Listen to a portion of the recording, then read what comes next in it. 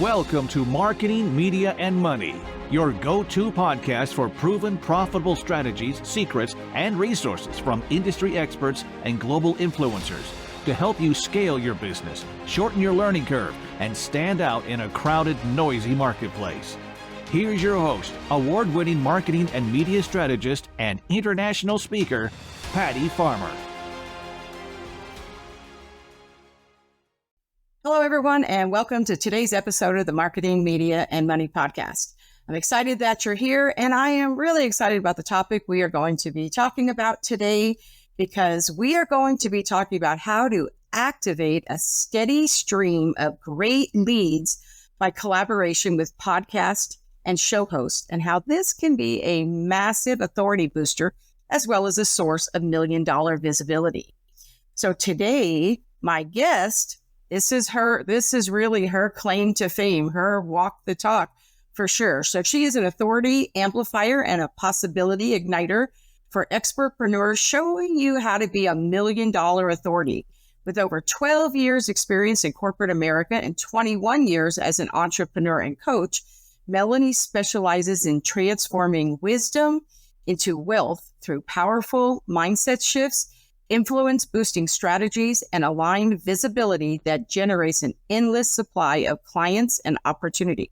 She's the host of the 1.5% podcast, Amplify Your Success, is author of Rewired for Wealth and Entrepreneur.com's Startup Guide to Starting an Information Marketing Business, and has been featured in Authority Magazine, Bloomberg Business Week, Women's Day, Parenting, and Marketing, Media, Money magazine.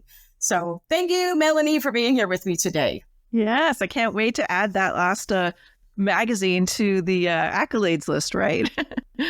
Exactly. But by the time the podcast comes out, you already will be. So we'll have to jump right on that.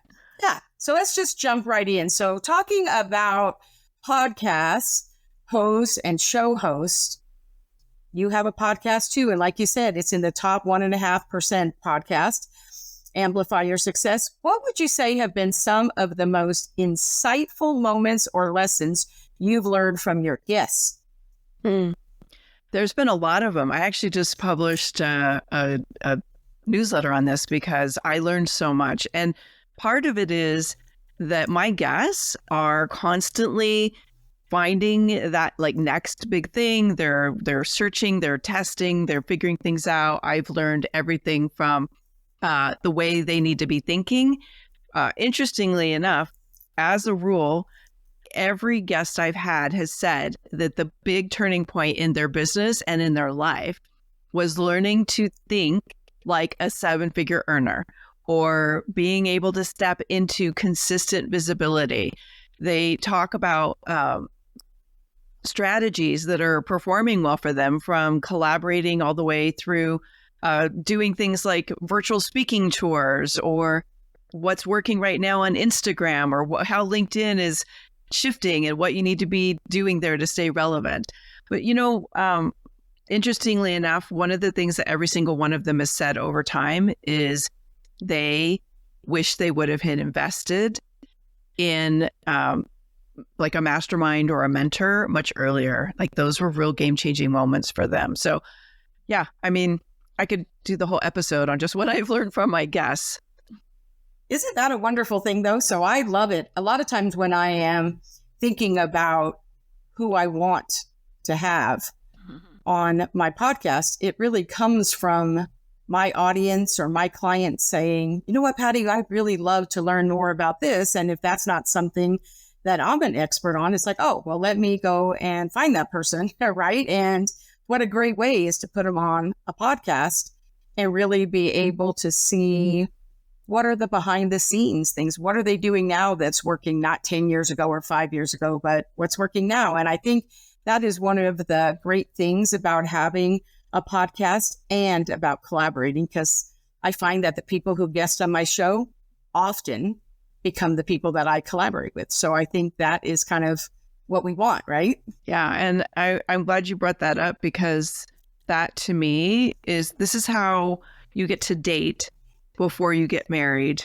right? You get to have, and I'm often exploring people's content online. It's why I teach in my programs that you need to have a consistent brand aligned presence on social media, not just your kids and your cats, because people like me and like you, we're constantly staying tuned into what's being shared on social media. And we're often going to invite somebody to our show rather than wait to get pitched because you don't know the quality of the person that's pitching you. And we date when we have the conversation on the podcast. I want to know, is there synergy? Do we create good energy together? Do you show up and be a good guest when it's your turn to showcase the episode in your community? And that tells me a lot about, do I want to collaborate further with this person? And for me, especially as somebody who does events, I will always have somebody on my podcast before they're ever on my stage, right? You know, I mean, Yes. it's a great way to be able to see like what they understand about what collaboration really is, right? It's not just slapping something on Facebook and saying, I was really excited to be on this podcast, right? You know, so there's a lot more, there's a lot more to it than that. So Melanie, you've been instrumental in helping entrepreneurs activate that steady stream of leads through collaborating with podcast and show hosts. Could you walk us through some of the like foundational steps of this strategy? Yeah, so I've been affectionately calling it tapping into $1 million visibility streams, borrowing $1 million visibility streams from colleagues and sometimes even your competitors, because anybody that has a platform, a podcast, a magazine, an event, you know, that they're booking speakers for, they have a need for content. They can't do all of it themselves. And little known secret, we can unpack this more if it fits, but when you have a podcast, getting traction, if you're only doing your own episodes, is so much harder than if you collaborate with other people and you invite guests in. So this is a accelerator to reach new audiences to collaborate. But one of the things that I think we find is that a lot of people are trying to get in front of these kind of audiences, but they don't really have a foundation that's going to make them bookable. Oftentimes what gets skipped is, oh, I know my stuff. I should just be able to talk and tell stories and have a great conversation. But you don't really have a topic that makes you stand out from everybody else.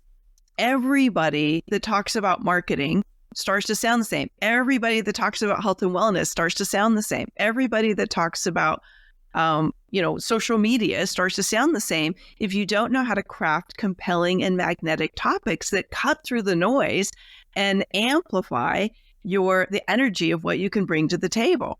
So you've got to have a really clear, compelling, and I like to call a magnetic topic, because that's your calling card. That's what gets you, the door open in the first place.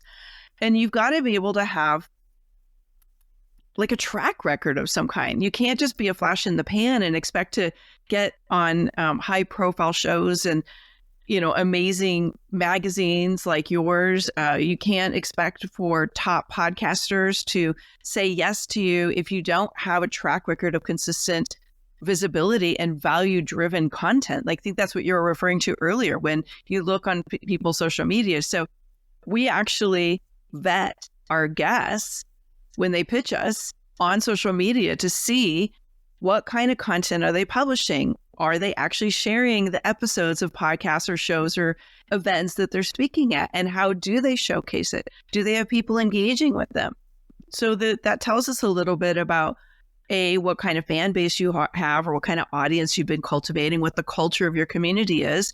But it also will tell us, like you said, is this content and a thought leadership that you have spent time developing, or are you kind of trying something new and now we don't know, how well is that going to be received by our audience? Have you worked out all of your sound bites in your framework so that what you can deliver on the interview makes sense?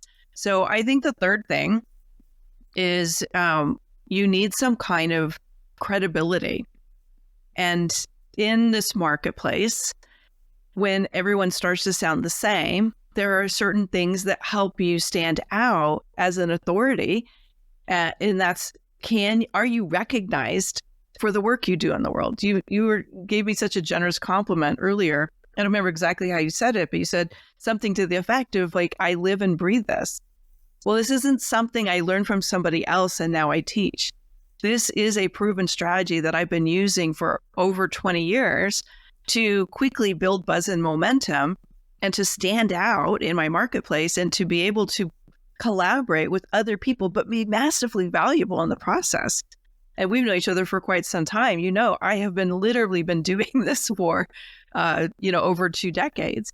And I think that's what we want. Like, somebody said this the other day, I'm not going to remember who it was, so I can't give them proper credit, but we're like in a trust tsunami in this marketplace.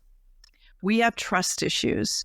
We have so many people that are touting one thing, but living something else behind the scenes. And we want to know that we have trust and credibility with somebody that we want to learn from.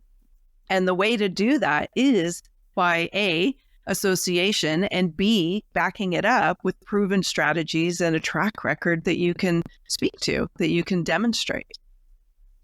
I think we live in a world, and why we have that trust issue is because for a while now, we haven't been able to believe what we hear, but now we really can't always believe what we see either, right? So we know that, we live in a world of fake news, but I don't think you can fake people for very long, maybe one time, but I don't think you could do it for very long.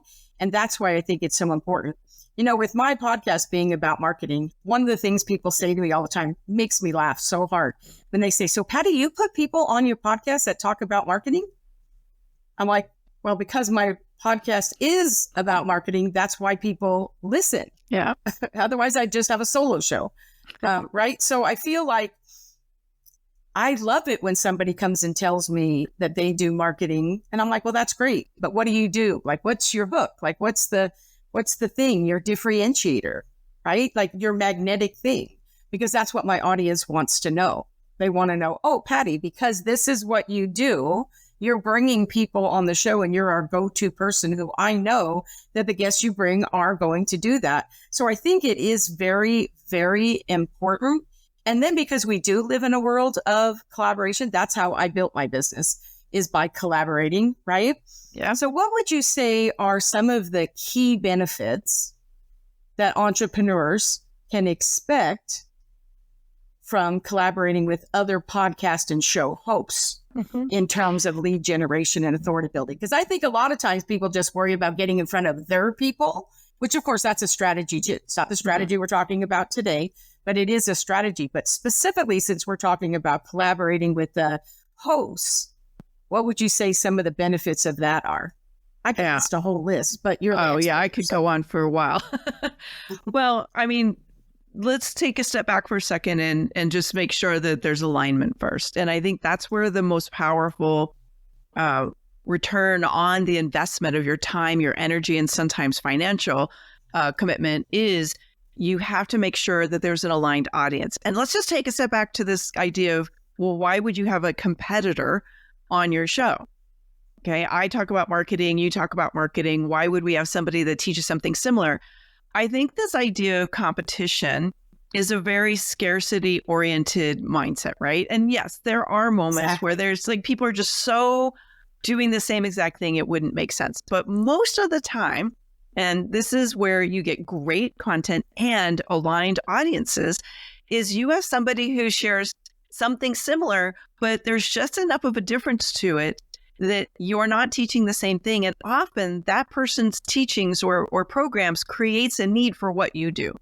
And if you can find the synergy or the I teach this and then you teach that piece of it, then you've got a very powerful platform to be in front of that actually speeds up your path to attracting ideal clients, because the people in their audience already need and want what that person teaches. They may not be aligned with that particular mentor, or they may have already done work with them and they're like, okay, I've gone as far as I can with that person. Or maybe they're just a little bit ahead or just a little bit behind of where that person specialized, and they need other people that are the guests. So A, it is a very, very powerful client attraction accelerator. B, and this is actually, I think, what you and I have both done, whether we did it consciously or not, you're borrowing influence from the person who invites you to be a guest in their platform. I want to go back in time to 2002, I think it was, and I had just started to get a lot of traction in my business, and I was masterminding and collaborating with some other really big name marketing experts in our field.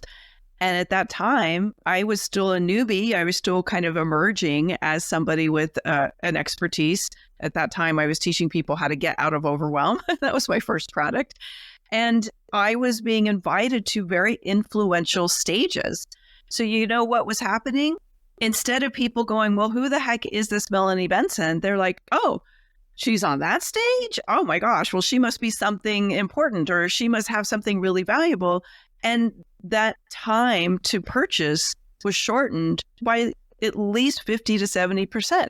So I would have buyers coming through faster because I was borrowing the credibility and the influence of the host. I think the third thing is, when we think about how to really stand out in a crowded market, let's just say authority by association can actually help elevate your how quickly your material gets read, how quickly your audios get listened to, your videos get consumed, whatever you're doing.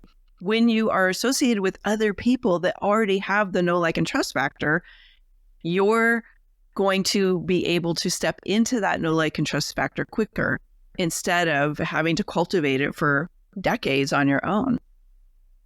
And then when you collaborate, this is how I have done it really, is when I collaborate with them, it like gets you to the marketplace faster. Mm-hmm. That's really what it is. It opens that door. What I was able to accomplish in the first 2 to 3 years of my business would have taken me a decade on my own. But, I had broken 6 figures within 3 years and literally within 9 months of really getting traction and figuring out what I was doing. Because it took me a little while. I was like a fish swimming in the ocean trying to figure out what my thing was. And once I figured out what my thing was and I knew what pond to really be in, everything changed very rapidly.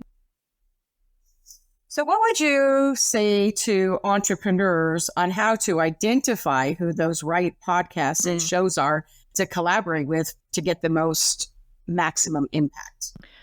I get asked this question a lot. And I think that, first of all, we have to decide, what is our definition of collaboration? Are we willing to collaborate with people to co-create new visibility, new opportunities, and speed up that path to market? And if we're willing to collaborate, that means you're going to open up a much greater realm of podcast hosts and collaboration partners. I think the first thing I'm looking for is, do we share enough similarity in our values and in what we teach that I believe this person is cultivating an audience that I make sense to be in front of? So that's one of the things I vet that very heavily. Secondly, do I believe that there is a one-time transaction here, or is there a lifetime of collaboration potential? I'm looking for lifetime collaboration potential, whether that lifetime is a year or 10 years, or I'm still collaborating with people from 2 decades ago. I'm still finding new ways. We keep reemerging in each other's lives. And I really believe that if we go in with the long-term concept, how do we co-create for life? Like, how do we keep supporting each other?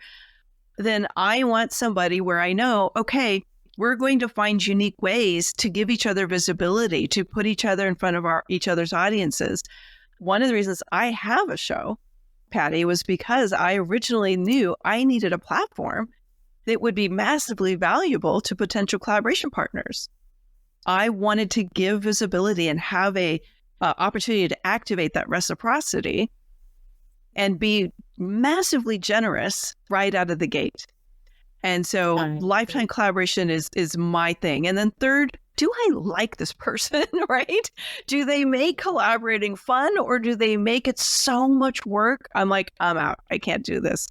And I think people forget we need to make collaborating together joyful, fun. It's like, it's not easy. Let's just say business is not easy as a rule, but we want to make it easy to support each other. Because if it's not, and it feels like work, why?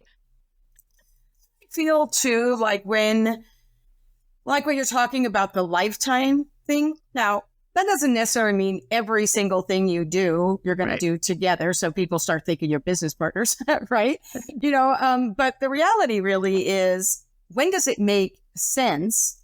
And once you build a relationship, which is what we're talking about, when you collaborate and it kind of sings together and brings you joy and it kind of feeds your soul and you're like, oh, that was just so easy and it was fun and you really like it. Well, then what happens is you start thinking for the future, why it kind of goes that way is because you start thinking, wow, that was really great. What else can we do? Yes. Right? It's not like it was the plan from the beginning, but then you're like, oh, wow, that was really great. What else can we do?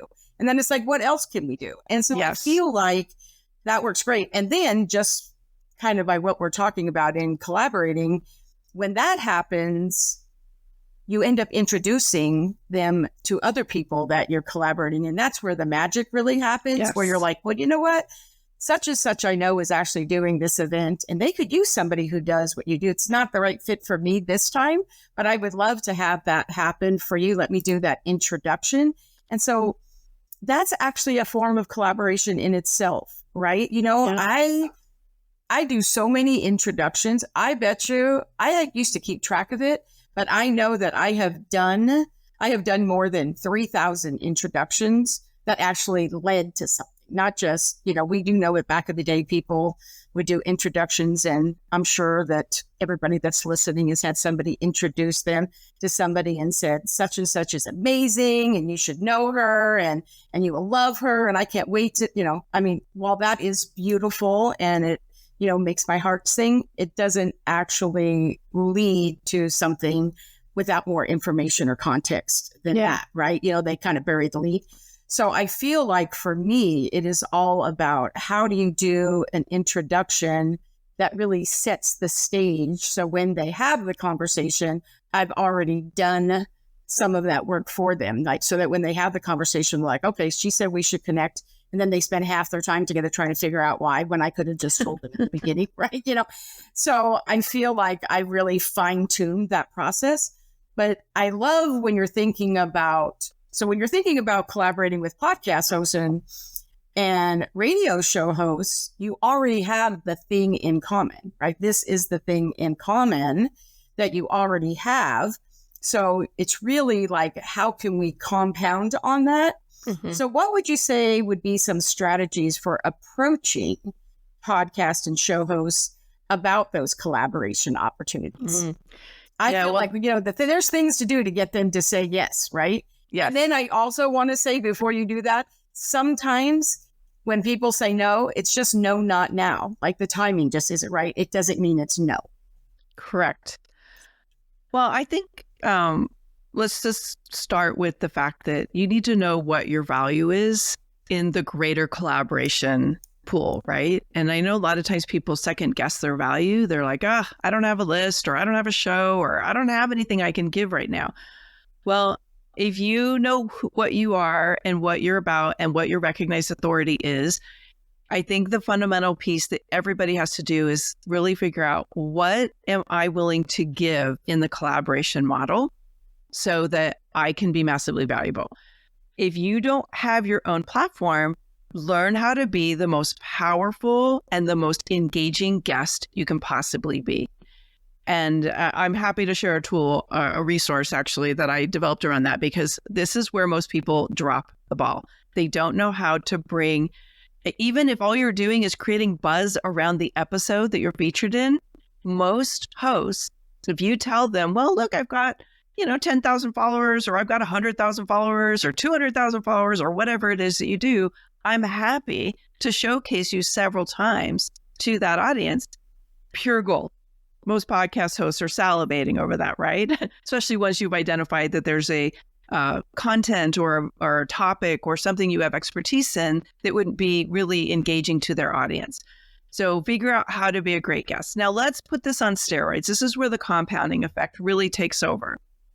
Hold on. I love the compounding effect. Yes, it's so powerful. And by the way, part of what happens with the compounding effect is when you are being featured on somebody's podcast, first of all, you're opening that relationship, you're nurturing a new relationship with the host, but there are so many other people that are going to hear this and invite you. Every single time I'm featured so generously on someone's show, I get another 2 to 3, maybe 5 interview or speaking requests that come out of that. So that's one tentacle, if you will, of how that compounding effect takes over. Well, the other thing that happens is now, let's say you don't have a podcast of your own, but you're like, I know I would probably score so many more really great opportunities to be a guest if I had a way to give visibility. Well, make something up. If you've got a social media platform, you have an asset. Offer to interview them to your social media community. If you're on Instagram, do a live stream series. When your episode goes live, interview them back on your streaming service, wherever you stream your video. There are so many different ways. I once had a guy very early on, we're like going on year 6 in my podcast, but the very first year, this was one of my friends, and I said, hey, I'll interview you on my show. And he said, I want to give something back to you. He's like, you're such a great host. You had so many great questions. How about I interview you on my Facebook profile? And I was thinking to myself, I don't know what, this guy isn't really going to have my people in his audience. I was so wrong. I got 5 clients from the interview series he did on his Facebook profile. And it was like a 20-minute conversation. And so I don't think we oftentimes recognize the power and the value we have in simple things like, let me send an email to my community for you. If you don't have a podcast, find a way to have a give that's just as valuable as what they're giving to you in terms of the visibility. I know you asked me another question in there. No, it's just more like, what are like some of the strategies for approaching them? Okay, when you're going to approach. Yeah, sorry. So the approach. Well, first of all, if you have a give, lead with the give. Open up the door. The second thing that you can do is do your research. It would blow your mind, Patty, and I'm sure you get this too. So many people don't research. They're just hiring booking agencies that are blind pitching whatever popular show they know about. Do your research. Find out the people who are really serving your audience. They're having conversations that you know you could contribute value to, and create a very thoughtful and very host-oriented pitch and say, look, I've been loving this podcast. Here's what I've learned so far. Here's some episodes, or here's a conversation that was really meaningful to me. I happen to have a topic that I think would be really great. What would be the best way to pitch this topic to you? Find out how they want to be pitched, and don't just blind pitch them in the DMs of the social media the minute you guys are friend connected. Be thoughtful. I have to tell you, the best pitch I ever got, and I use this example all the time because I thought it was just so phenomenal, is on my social media on Facebook. This person posted on my social media, just posted on there and said, Patty, I would love to be on your show. I listened to this episode, told me what the episode was, said, I feel like I could add to that conversation. And I already went and left a review of your show. And then because we know that reviews sometimes take a day or so to show up, she screenshot the review and posted that as an image when she posted on my social so I could see it, and then said, Patty, I would love to discuss with you how I feel like I could add to that conversation. I was literally so blown away by her doing that I was like, wow, she did. So of course she made it to my show. She really did add a lot to the conversation. But what was so funny about it is that she told me later that when she did that she got 5 invitations to be on other shows because she did it. And I got 3 invitations to be on other ones because she did it for people who didn't know that I talked about that when she said how great that episode was, they wanted to go hear that episode too. But I have to tell you, that was really, it's like, sometimes people encourage us, invite us to leave a review. I always leave a review, but I never really, up until she did that, thought about taking that review and posting it on their social media and saying, I left you this review because I thought your podcast was so amazing. And now my whole audience saw it. And then because I tagged her, so did hers. Yeah. So I mean, there's some variations on that. Right? I mean, so there's a lot of different ways. I have to tell you, hands down, I thought that was like the best strategy at that point that anybody had ever done. And I literally use her as an example all the time because it was just so good. Well, and let's talk about edifying the host for a minute, because I think a lot of people forget, like, we're putting so much money and time into curating the right guests for our show, and we invest in the marketing and the production of our show, and it's on us, right? So what would it look like, or imagine what the host would feel like if you created a video and you either were reviewing all these episodes of their show and said, oh my gosh, I've just stumbled into this new podcast or this new show. Here's all these episodes I just binged. I love it so much, right? And Patty, thank you so much for producing this show. I'm actually going to reach out to you because I have an idea, right? So now we're giving them love and praise on social media. Okay, so that's one way. Another way, follow your host. Connect with them on social media. On every episode that you've listened to, give a little tip or an insight you got from that episode. Okay, it's one thing to say, we always want the reviews, right? Let's face it, that's what drives the listenership up. But let's go beyond the review and say, all right, here's why I love the show. And you share the episodes that your host is putting out on your social media. Be the buzz and momentum creator before you ever get an invitation to be on the show. Give value first, right?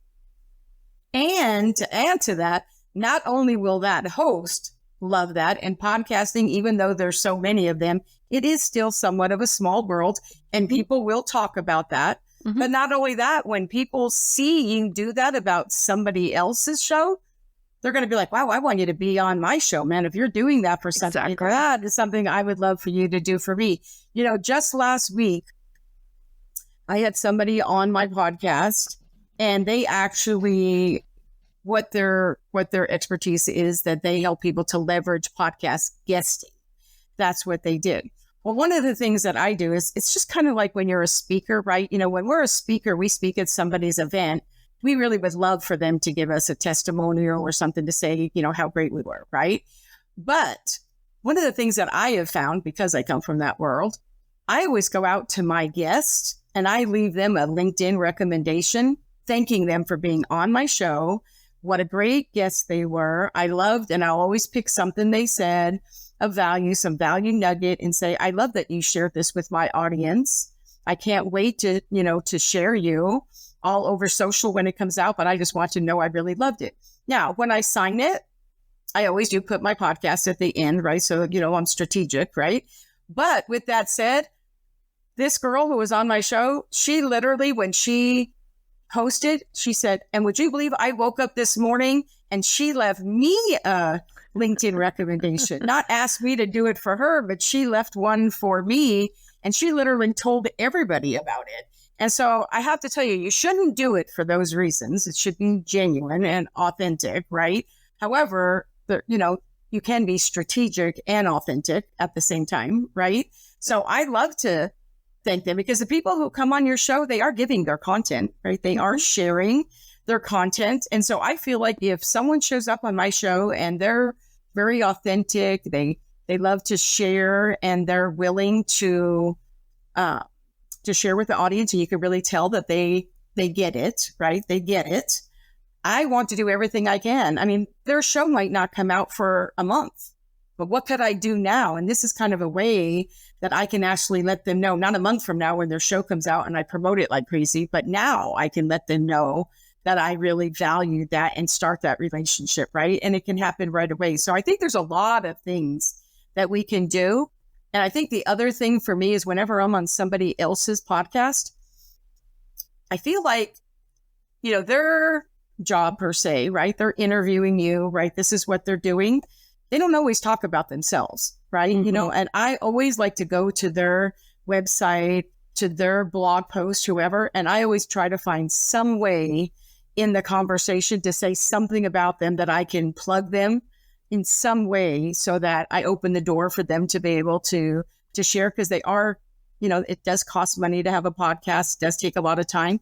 So I always like to let them know that right up front that, this isn't even done and we're not even promoting it yet, but I want you to know I got your back too. Oh, I love that. What you've been describing, and I think what we've been talking about is we keep bringing up the relationship word, the nurture relationships, the collaboration. And one of the things that I've discovered in these 2 decades is we will go above and beyond for people we like. When we have a relationship, even if my promo schedule is absolutely jam-packed and full, you know what I'm doing? If you say, hey, I got something going on, are you able to promote it? I'm going to look and figure out how do I squeeze you in so that you're not getting that automatic no. When we like somebody, we have a relationship and we're nurturing that relationship, we're going to do everything we can to support them. And we talked earlier about what do we look for in collaborations? That's what I look for. Is this a relationship that I want to keep building and I'm going to do anything I can to help support that person? If yes, I want to figure out how do we date long term, right? Let's be in a relationship where there's a continual win-win-win. I love that. So we've been spending a little bit of time talking about all these different ways that we can help and collaborate, which I think is super important. And we'll get back to that too.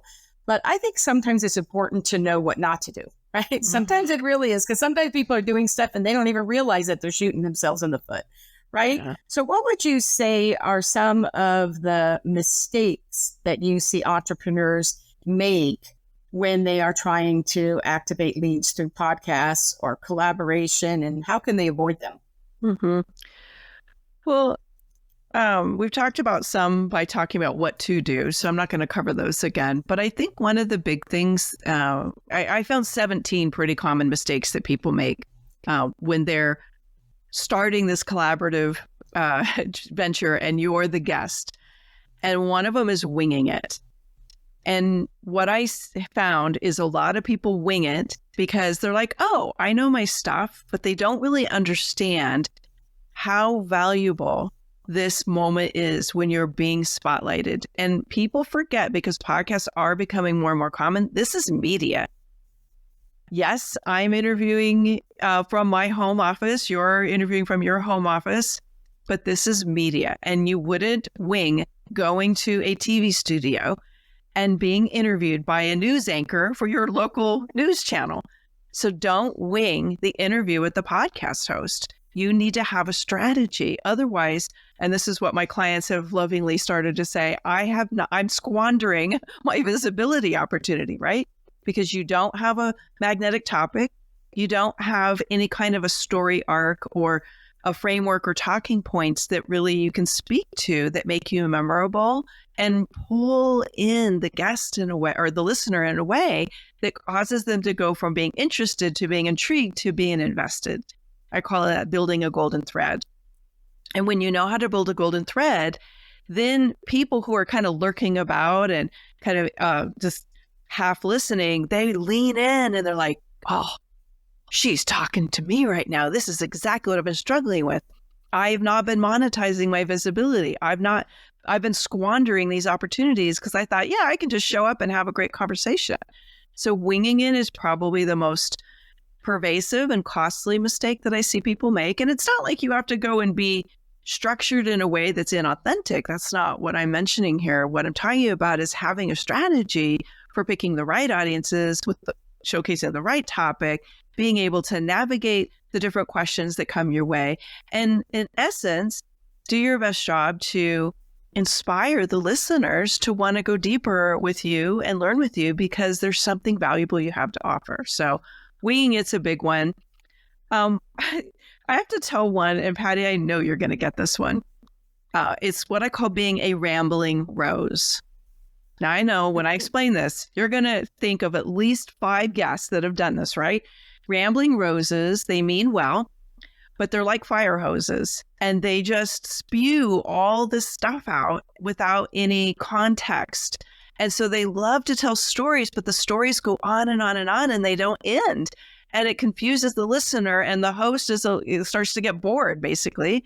And there's no value driven by this ramble that went on and on and on. And I've had so many people, some of them really big name, very, very big earners, been on stages all over the world, that rambled so much. And I was like, are they winging it, or is this just their style, right? So rambling roses tend to bore the audience, bore the host, and it doesn't translate well to leads and clients and more bookings. I could go on and on. How many more you want me to cover here?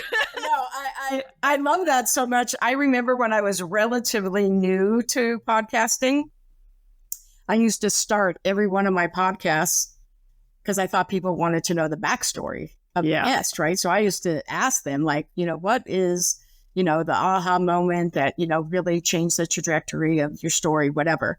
And I said it different ways, but basically it was one of the first questions I would ask. And I will never forget, I never asked that question like that again. One girl, she was probably, I want to say, in her 50s. And she said, well, when I was in college, and literally she wanted to take you forward from college, like she was like literally kind of like how when Facebook used to say, what are you doing? Right. And so she wanted to tell me. I was like, oh my goodness. So I think part of being a good host also too is knowing how to control the narrative, right? Yes. But I never forgot that. But I know that as you're sharing those mistakes, that you did share some good ones, but like you said, you had 17 of them, and you're actually going to gift those to my audience. So tell us a little bit about that gift. Yeah. So I ended up creating a scorecard because I do have so many people asking to be on my show. I have a lot of clients that I coach and mentor around being able to optimize your presence online and in interviews as a guest. I created this scorecard of 17 common mistakes that guest experts make that end up costing them the lead and the client. And it's literally, you can go through, and I've got them all listed for you. You can self-assess where you're at, and I unpack each of them a little bit. And then I tell you a little bit more about what does work. Because if you are going to dedicate time and energy to this strategy, which I hope Patty and I have convinced you how valuable this strategy is for not just your business, but growing the leads, being able to attract paying clients, 4- and 5-figure clients, sometimes 6-figure clients, depending on what your business model is. And you can get it at melaniebenson.com/MMM podcast. See what I did there, Patty? Marketing, Media, and Money podcast, right? I hope I got the right order there, but MMM podcast. If you go and download that, what you'll find is you will literally transform how you show up behind the microphone when you're being interviewed, and be able to not just command the microphone and gain your authority, but also you will find that you're going to have so much more fun. You're going to feel so much more confident, and it's just going to flow with so much more ease because you're going to know exactly how to structure it so it feels authentic and powerful. Thank you so much. One of the things I loved about the way you structured it is even though you're telling the 17 mistakes, you're flipping it around and showing them how not to do it and what they can do instead. So not just saying, no, that's a mistake, but here's how you can do it better. So I think that is really valuable, and I love that gift. So thank you so much. You're welcome. What I'd love to have you do now is, I feel like you're very insightful. You've been doing this for a while. So could you share with the audience a success story of an entrepreneur who was very effective leveraging podcast and show host collaboration on how to get a significant boost in their leads and their authority? Oh, okay. I got to pick one. The one that's coming to mind is somebody who I worked with in what I call my 100K Authority Accelerator. And she is somebody who is very good at running a business. She had actually built a event business that was huge. She sold it for 8 figures and had this calling to do a different kind of work. And so she came out of retirement and pivoted her entire brand in a whole new direction, and had no idea how to talk about it in a way that other people would get it. And so we worked on messaging sound bites and what to call it and how to give it a framework that mattered. And I suggested that she go on a podcast tour and really test drive this material with audiences that I thought would be really aligned with her work. And what was really interesting is she was super nervous to do it, but I taught her my whole pitch process. which is a very authentic and very carefully crafted pitch so that it cuts through all the other pitches and really has meaning and value to the host. And a couple of pitches in, she said to me, she said, "Oh my gosh, I just landed one of my top 5 picks." Because I always have my clients do like a top 25 list where you want to be featured. And she's like, and the lady said, I never book people that pitch me. This was so good that I'm booking you ASAP. Well, here's where it gets even better. She sold $50,000 worth of business from that showcase, one of which was the host. So that's awesome. And I'm not saying your host is always going to become your client, but when you really do a good job of going through the whole process and you understand who your audience is and you don't just like spray and pray, like you don't need to be everywhere. You need to be where your ideal clients are. So that was a definite return on investment for her. And it gave her a big boost of confidence because she was nervous about it. This was a whole new body of work for her. And she didn't have a decade of experience to lean on. So being able to test drive it and get that kind of feedback in real time was a real confidence booster and a revenue booster for her too. So I've got lots and lots of stories, but that one really sticks out in my mind as that was a good one. I mean, that was a really, really good example. So Melanie, I know we talked about a lot of things, and this is the portion of the show that I always like to call #open mic, where if you had to take all of that and you had to narrow it down to what the number one marketing, media, money strategy would be, what would that strategy be? Ooh, I teach something called the authority trifecta. Because I've had a lot of people come to me and say, Melanie, how did all this start popping the way it does for you? Like, how did you pivot your business and get the buzz and momentum going? How are you getting all of these invitations to go on other people's shows? I've never paid for a booking service. Like, how do you do that? And when I look at what I did organically, I now call it the authority trifecta. And there are 3 components, obviously, in the trifecta. One is your social content. One is your speaking and where you're being present, right?